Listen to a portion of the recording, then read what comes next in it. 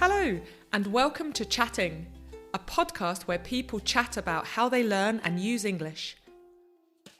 My name is Sam, I'm a CELTA teacher and a performer, and I have a particular interest in pronunciation and expression.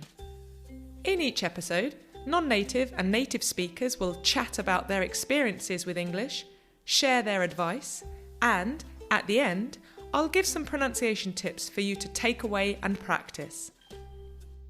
So, ready? Let's get chatting.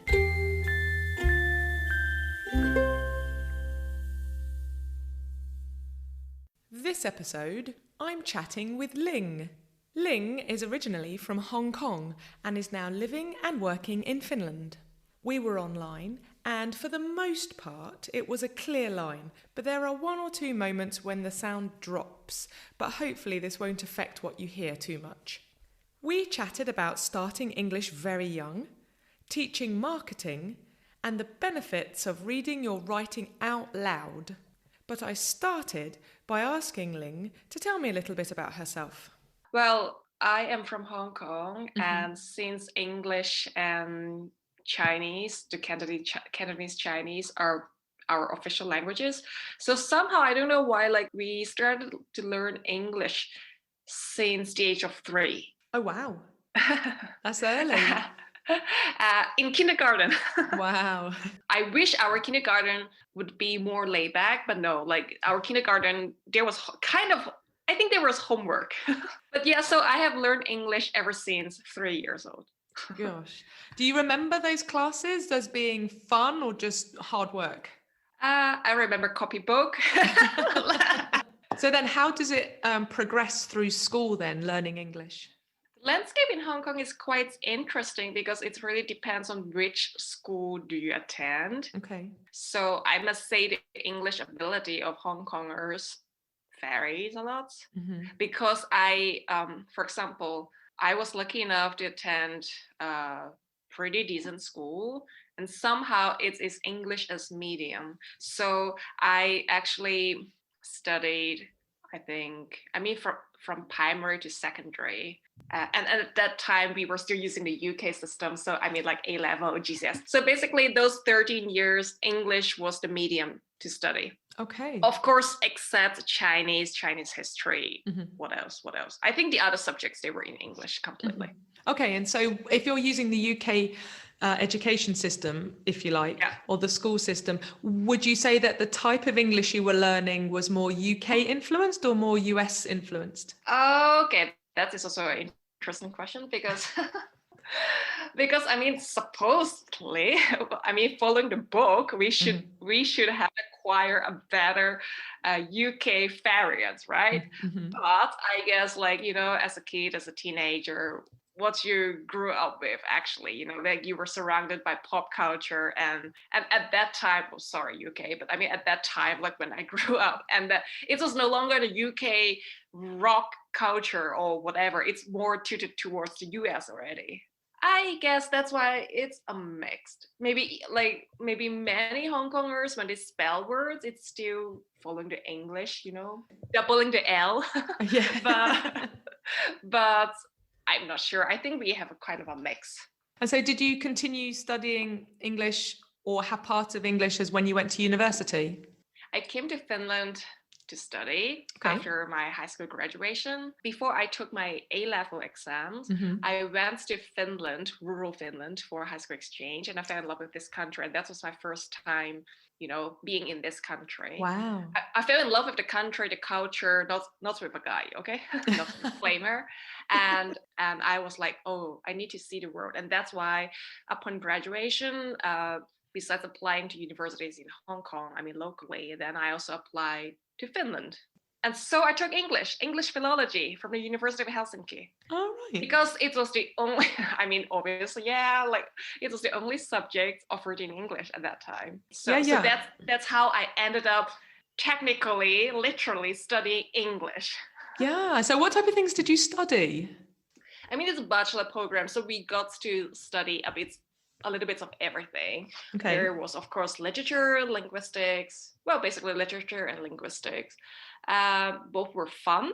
But I guess I was more fascinated by linguistic at that time because I was intrigued how we use language daily. Psychology can impact that, your culture can impact that. There are so many variables and factors, and that's how I find it's fascinating. But with time, now thinking back, I think I love literature more and more. Tell me about now then, Ling, your work. You're a teacher, is that right?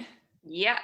So in the beginning, I was like, no, I'm not going to teach. But I somehow ended up teaching. And also before this teaching, somehow so let's say I stayed in the private sector for 5 years, working in marketing and project management. So I founded my own startup. I mean, I co-founded. There were other people as well. And then after that, I jumped into another more established startup. Yeah, to handle projects. It was a translation agency. So I got to learn a lot, a little bit more about languages, but other aspects of languages. So it's kind of funny, like how my degree got connected to these kind of things somehow. Yeah. And then I work as a social media manager in a smartphone company. Oh, right. And that was the funny moments when I have such insights on, teaching education and marketing. They're so related. Basically, you're trying to communicate effectively. I mean, in some sense, like and you're trying to activate the audience to do something. So like there on so many levels, I see correlations. And after that, and somehow I end up teaching marketing. So I presume that you teach marketing in English. Yeah. Do you find that you use a specific set of vocabulary that everybody else uses, or how does it work? I guess, of course, in the beginning of the class or the course, I was quite conscious not to use marketing jargons too much in the beginning, because I knew that among my students, many of them just switch industry. So marketing is something new, and I know that I need to introduce them, gradually. But of course, after working in this field for a while, it's become natural. And so sometimes, even though I was conscious and words just slipped. Right. So I was like, oops, I need to explain it. Like, they don't understand. But then I think another layer is I am quite a creative person. So I tend to have some wordplay or pun. It's also it's just natural in my communication as well. And so sometimes but that may not be the best thing to do when you're teaching. I'm doing self-reflection here right now.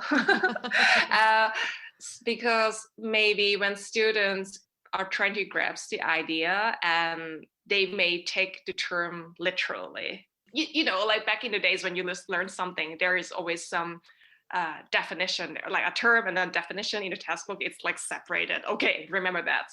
And so yeah, I think maybe it's nice to be still, like, I mean, when you're teaching, then it's better to be clear. Yeah, until they get a certain level of understanding, and then you can start to spice things up.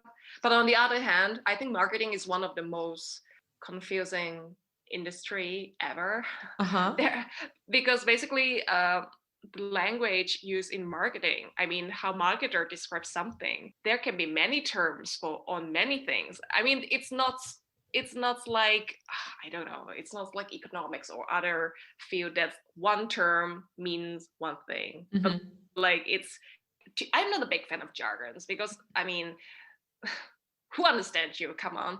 And in the end, when you communicate among your teammates, or maybe like to your seniors, you still need to speak proper English. Like if you keep on throwing all the jargons, like, do people really understand you? Maybe not.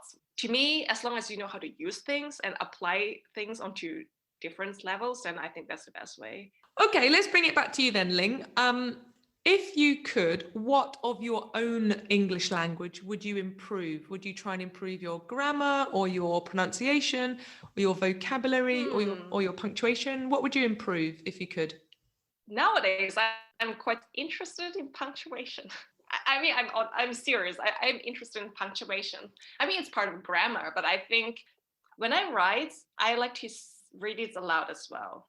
So, I mean, not everything. Of course, not a business email, but like when I write a proper essay, or like a speech, or a blog, because to me, what you write should really be human. But I think punctuation is a very underrated element of writing, because it really creates it can change the whole atmosphere, let's say. Yeah, I agree. Yeah. Definitely. I'm just being romantic here, so. No, you be as romantic as you want to be.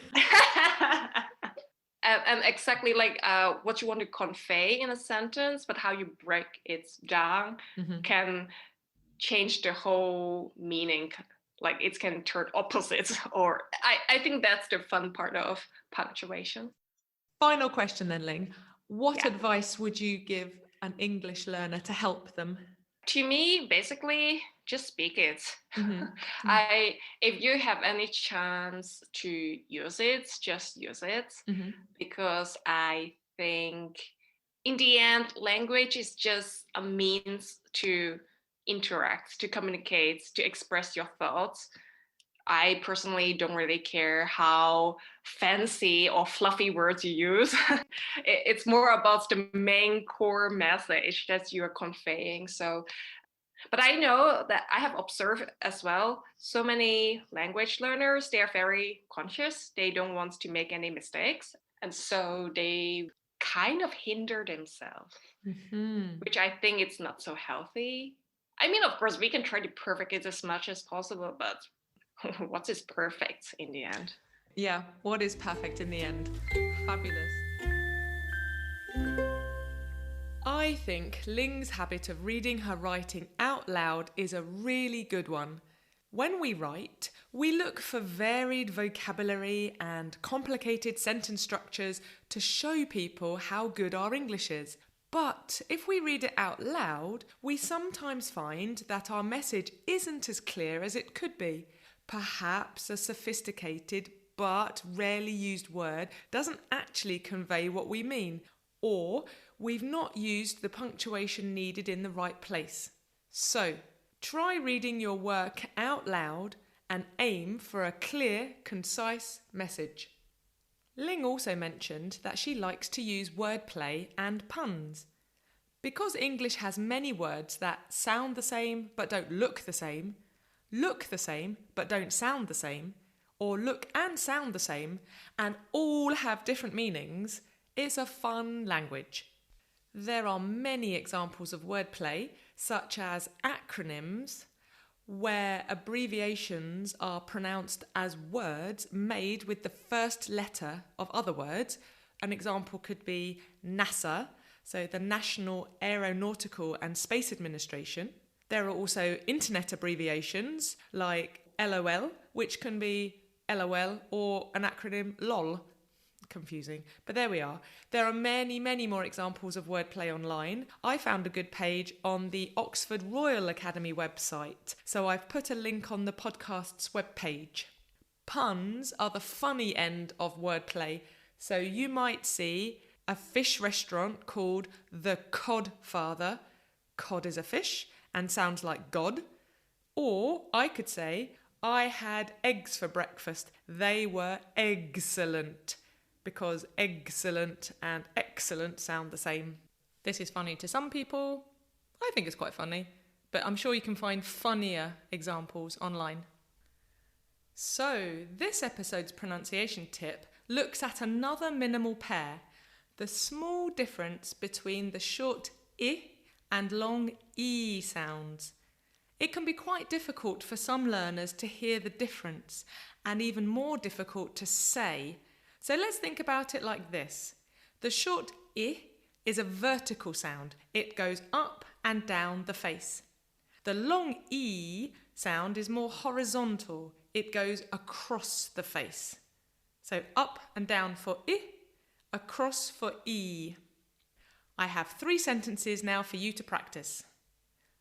First, this, singular, and these, plural. Try this sentence. This person is Finnish. These people are Greek. Also here, Finnish is an I and Greek is an E. Next, ship, a large boat, and sheep, the animal that says ba. Try this sentence. The ship was full of sheep. Finally, chips, potato fries or fried potatoes, and cheap, not expensive. Try this sentence. The chips are cheap here. Over to you to practice. So, there we are. The transcript of this episode is available to read on the podcast's webpage, so take a look. Join me next time for more pronunciation and grammar tips, more advice, and, most importantly, more chatting.